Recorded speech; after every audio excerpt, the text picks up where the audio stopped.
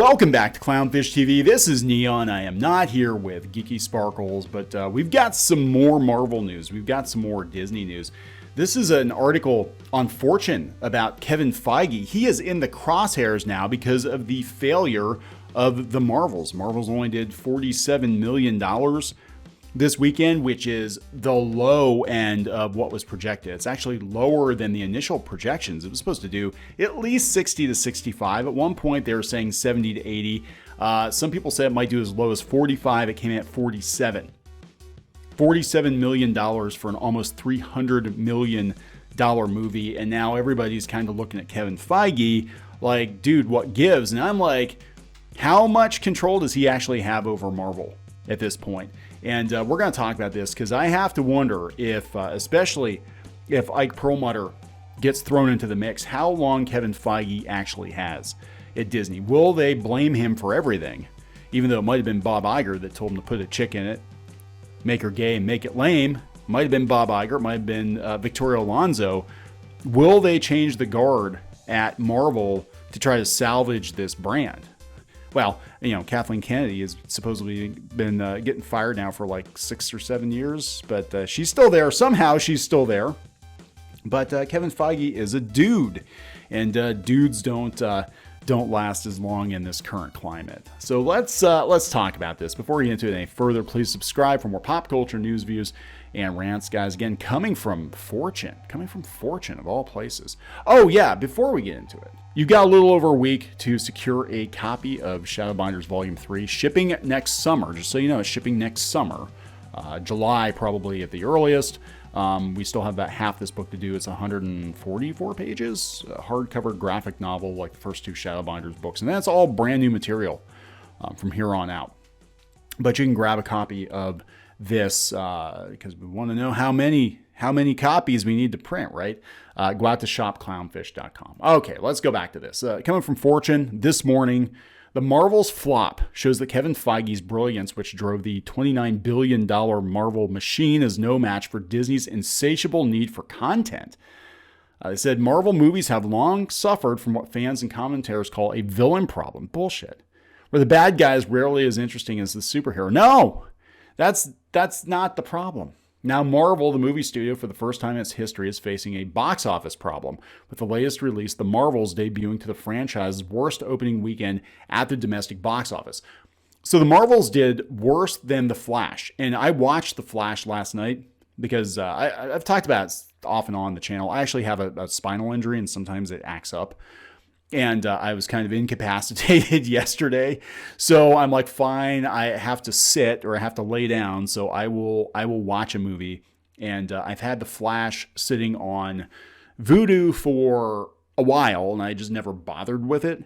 And I'm like, fine, I'll watch The Flash. I've got a couple hours to kill. By God, that movie was awful. It was so bad. It was so bad. I mean, it was just cringe from like beginning to end. It wasn't even enjoyable cringe. It was like I could watch Batman and Robin again, I think, before I could watch The Flash. And Michael Keaton was utterly wasted. Just make a Batman Beyond movie. Make a Dark Knight Returns, you know, with 1989 Batman. It would have been a much, much better use of his time. But every scene that Ezra Miller is in was cringe. And you get two Ezras, pure cringe. Anyway, that's my opinion on the movie. Finally got around to watching it. Hated it. I hated it more than I thought I would. I thought I'd probably be like indifferent to it. Like I actually liked Blue Beetle. I didn't think it was that bad. But The Flash, I was like, my God, this is worse than I could have possibly imagined. And why is young Barry Allen like Mex Asian? Is there some reason for that? Because I couldn't understand why he was like a completely different race than Ezra Miller. Anyway, let's talk about this because the Marvels didn't do so hot. Now, my son actually saw it with his one friend from his friends group that was in the Marvel, that's still in the Marvel. They went together. I was like, all right, we're going in. He said it wasn't the worst thing ever. It was more enjoyable than the first Captain Marvel, but that's not saying much. That was his takeaway from it. So Marvel's made about $47 million this weekend, a disappointing number that missed the already lowered expectations of $60 million. A major reason for the film's flop is that the workload placed on the Marvel's chief creative engine. No. a major reason for the film's flop is that they're making all of the Marvel content current year, is they're making all the same mistakes they made in the comic books in 2015 through 2017, where they swapped all the characters. They brought in a bunch of Tumblr writers and they basically just effed everything up. They're making the exact same mistakes with the exact same characters, and they're going to get the exact same results, except worse, because now instead of talking about, tens of thousands of dollars a month, paying creatives to publish comic books, you're talking millions and millions and millions of dollars being lost on these garbage movies. Feige was the man most responsible for delivering Marvel's string of blockbusters, but as Marvel's ambitions grew and the studio churned out an increasing number of steaming shows. No, that's a Freudian slip. As the studio churned out an increasing number of steaming shows to go along with its usual theatrical releases, it struggled to stretch Feige's talents. No, it is. It's a machine, but how much control does he actually have? I don't think he does. It said Feige has been overextended. Under Feige's leadership, Marvel has produced 33 movies, 9 shows, and grossed about $29 billion at the box office. Known for characters' trademark quippiness, over-the-top visual special effects, and inspiring legions of nerds into thinking they're cool, Marvel movies have meant big business because they guaranteed a minimum level of quality that promised box office receipts ranging from good to historic. Marvel's Endgame became the highest grossing movie ever in 2019 when it made $2.8 billion. Even the studio's lowest grossing movie ever, The Incredible Hulk, still was plenty profitable, making $265 on a $150 million budget. The Marvel shows that the weight placed on Feige's shoulders is starting to exact its price from Marvel's box office returns. No, if they made good movies with characters that people liked, they would be fine.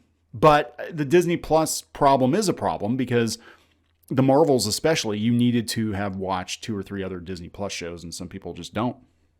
I say it's irreplaceable. They say it's stretched too thin.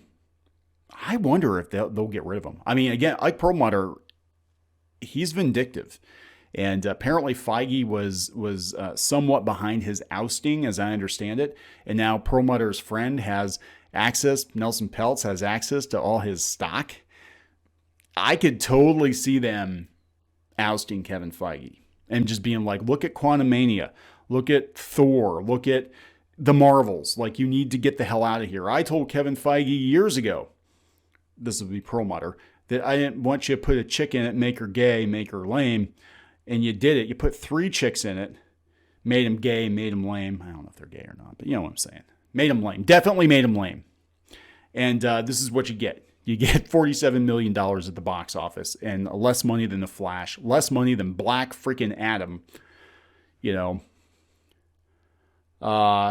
the era of peak TV, Disney Plus needed Marvel shows fast. And to stay competitive, it wanted a lot of them. Feige essentially had a blank check for television programming so long as he could deliver volume. That's it. They just shit out a bunch of crap Marvel content. Oh my God, they're saying that Secret Invasion and She-Hulk have been critically blasted. Words like dull, uninspired, and soulless were thrown around. Can we say that now? Can we say that She-Hulk was soulless? Disney CEO Bob Iger himself seemingly acknowledged that the quality of some of Disney's latest releases has been lackluster, telling investors earlier this week it wasn't really up to the standards that we set for ourselves. They said Kevin Feige has to offload some of his work. They said Feige was, this is interesting. Feige was an aspiring director who was rejected from film school 5 times before he became the head of Marvel. Kevin Feige does know how to teach taste to someone, and it's extremely unusual for an executive or head of a studio. I think he could teach someone to run a meeting or manage relationships or do all those other things the executive has to do. I don't think he can teach the art of what he does. Well, what he's doing isn't working very well, and I think, frankly, the guy got lucky. I think he was lucky in the fact that he had very talented filmmakers and screenwriters and actors like Robert Downey Jr. at the beginning, and he basically coasted off of that. And I have to wonder, Kevin Feige might not be immune from the axe. They might take a look at him and be like, last couple Marvel movies have been massive duds. and we got to change you out for fresh horse, because you're looking tired there, Kevin. You're looking real tired. But Kathleen Kennedy, she'll be fine. She'll be fine. I'm going to wrap this up. Please subscribe for more pop culture, news, views, and rants, guys. We'll talk later.